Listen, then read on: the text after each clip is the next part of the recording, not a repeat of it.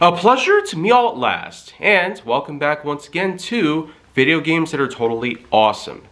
So, I've talked about Turok Dinosaur Hunter, released in March '97 for the N64, but now we're going to get on to the sequel, which came out in December of '98, Turok 2 Seeds of Evil. And with this game, it's quite different from the last one. Instead of a guy trying to pursue an artifact in prehistory, this time it focuses more on aliens. Oh man. Now I will admit, first off, I have not actually played this game for nearly as long as the other games, so don't expect me to say a lot about this one. But I at least managed to get through up to 60 minutes worth of the game entirely. And compared to the first game, some things might be refined, but a lot of others probably aren't. I mean, Turok is the same warrior who's been known for fighting against prehistory, but the thing is, alien entities is a bit different than what most would have expected. We know that Turok is more or less a time-traveling warrior whom is bound to stop anybody from doing anything horrid, but this is probably a little too upended in terms of what it does here.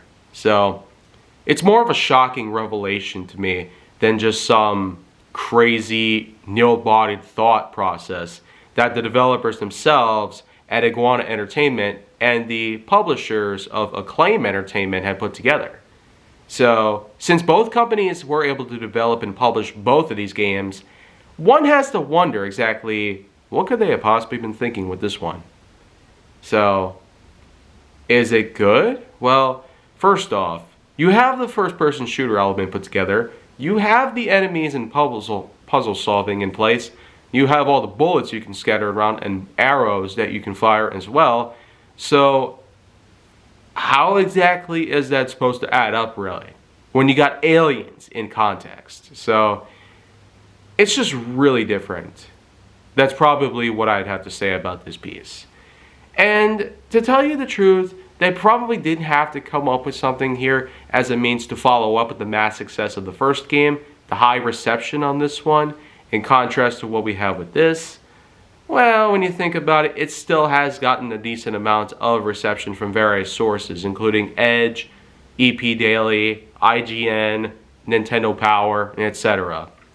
So, while they pretty much give this game higher scores than usual, sometimes relying on the same scores with the other game, my overall score in this one is probably only going to be at a medial 7.0 out of 10.1. So, yep, right there. The same exact spot as which I left off with the first game.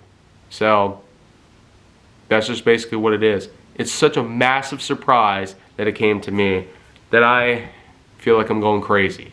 A Native American warrior is traveling through time and fighting dinosaurs, but now he's got to fight aliens? Those things don't even exist! Like, wow.